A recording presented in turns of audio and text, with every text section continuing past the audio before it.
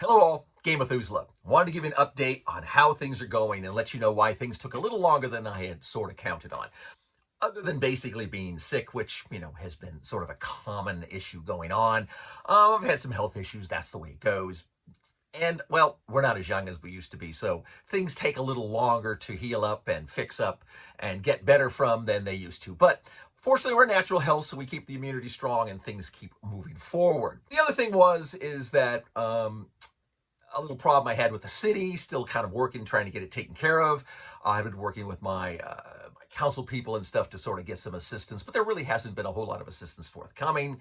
Back when the COVID issue was full lockdown time and everything was really, really closed down, we had some people who had been doing work for us for about 20 years. This guy we've known, he's been on and off homeless, but he's an honest guy and he works hard, and we've tried to give him work whenever we can. He contacted us and was looking for a little work and to get food money, and we understood. And then, well, they lost their facility that they were staying at the church, and they ended up under a bridge. They got beat up and robbed.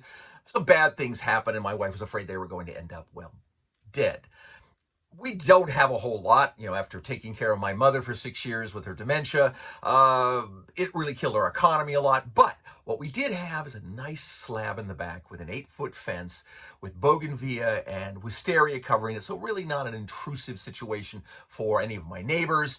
We thought, look, you can park your tent here, and you can stay here until the disaster is taken care of. Well, they did, and trying to survive. Made it sort of work. They could, use some of our basic amenities to try to get through it as best they could. And they've been kind of doing a good job getting through it. However, a neighbor behind us didn't like what he saw. He was in a 2-story condo, which is about the only people who can see into my yard. Complained to the city. City came out because they heard that there's trash in the yard. Well, there wasn't. His recycling. Long story short, while they were here, they decided to look at my 100-year-old home and, well, find things that needed to be fixed. And I've been having to deal with those because, of course, I had made some modifications when I was taking care of my mom. I said, well, none of this is up to date, and, well, you have to fix it. And that's been very trying, both financially and emotionally and everything else, because after my mom died, I just sort of closed this place off and used it again for storage and just didn't want to have to deal with having to go through all my mom's lifetime supply of stuff. That's what's taken a lot of time out of my life. Now, the good news, on the other hand, is that Enlightened is great. We are at the place we're about to release the beta playtest. When you see it, it's almost a complete set of rules at this point. What we're doing is we're working on a newsletter to do a monthly newsletter, which will be basically giving you, extra special rules, how to do monsters, role-playing setting, how to run adventures, and giving you adventures literally so you can follow with us as we continue to roll out the Albion Twilight of Fae campaign. And I think it's going to be really fun. We're about to look to do crowdfunding, so we think we can basically get this done really quickly once we get it crowdfunded and find out what sort of interest level we're going to have. We're on itch.io. Some of you may already know that, where you can upload the original PDF, and just to let you know, the new one's the beta is about to hit, as I think I mentioned, and it's going to, I think, allow the game to be really great. And then now we just need to finish the last things and start giving you all the campaign elements and everything else, and find other little greebly to provide you guys, make the potential kickstart of this worthwhile. You'll be hearing a lot more. We're going to be doing a lot more videos, so that's all going to be fun, at least for me, hopefully for you as well. The other thing was, a lot of you on my Patreon page had gotten miniatures from me, and a lot were promised, a lot of old vintage miniatures, and I had talked about it even on a YouTube video, and I had shipped out a bunch, but US postage suddenly wasn't accepting my little mailers that I could ship out miniatures for $2, which was great. These little airlight mailers, they were saying, no, these are packages, and now they wanted to charge me $8 to ship them. I don't mind giving away vintage old miniatures for people to paint. I just don't want to pay $8 to, in some cases, $30+ to ship things overseas. I did. I got nothing back from anybody I shipped overseas, not surprisingly, when I'm sure they realized it was going to cost them 20 some odd dollars to ship me something back. So I sort of understood it, but I sort of put everything on hold on that. I kind of don't want to. I kind of went around behind their back a little and shipped some Airlight mirrors with a $2 stamp on it. And amazingly, they got there. So I don't know whether their requirements have minimized or they just did it. I don't know. But to let people know, I'm trying to get more out there. So if you're interested in painting old vintage figures, I'd like to see them. In fact, for you who paint old vintage figures, I ran into a good friend of mine. We've been talking a lot, but we got to go out and have dinner and stuff.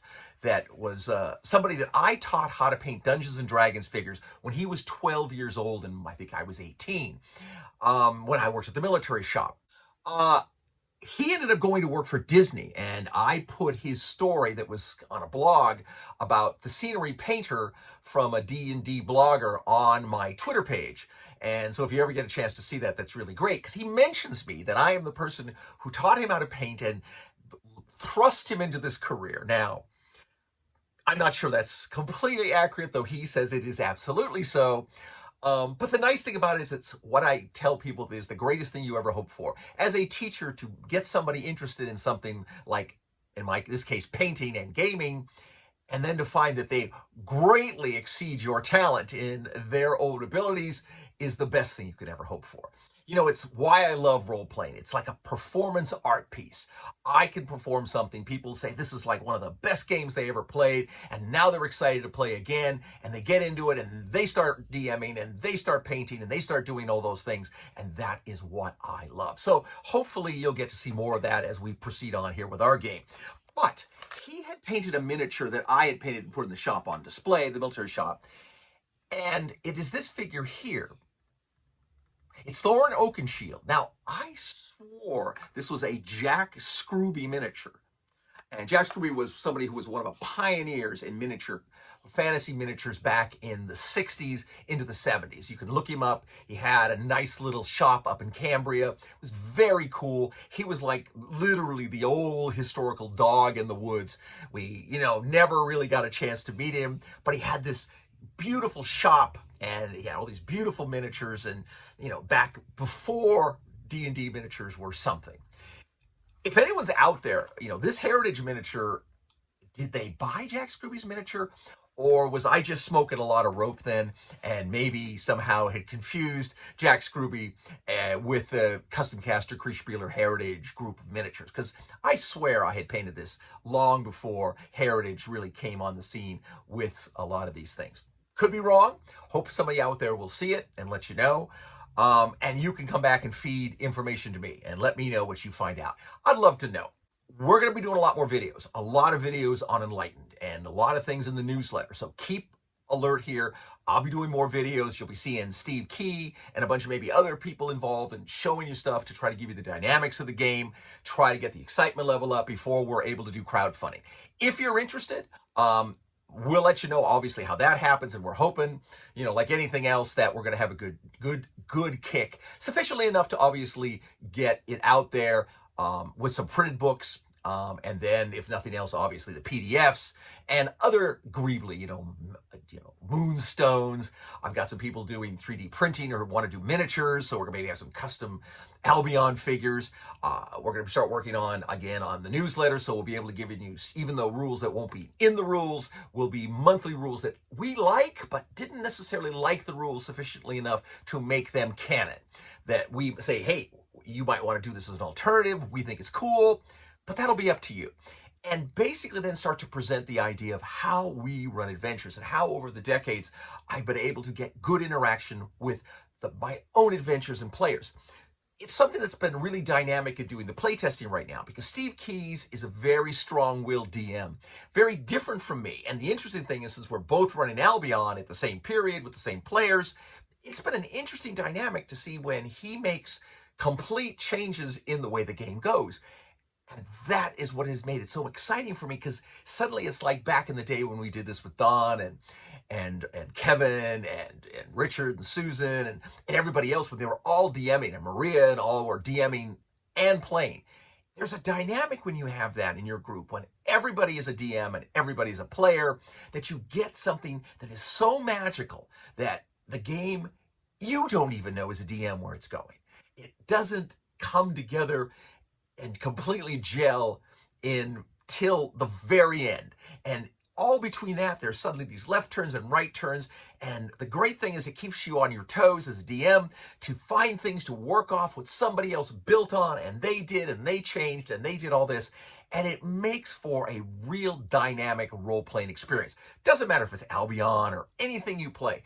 It is a way to get your campaign really exciting. And, I may seem like I'm really kind of up now because I think I've got the city off my back, and I think we've got the time and energy to basically get out there and get this really pushed out there and crowdfunded and new equipment added. So I think there'll be a lot more. Plus, we're going to be doing some in-store gaming where I'm going to get a location and we'll be able to have more things going.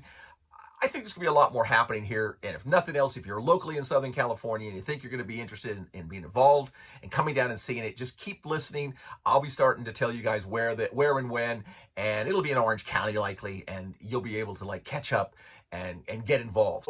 But until I have a chance to speak with you again, fight me devils, fight, for I hate peace, game on, paint on, and keep watching out for what happens next in Enlightenment. See you guys soon.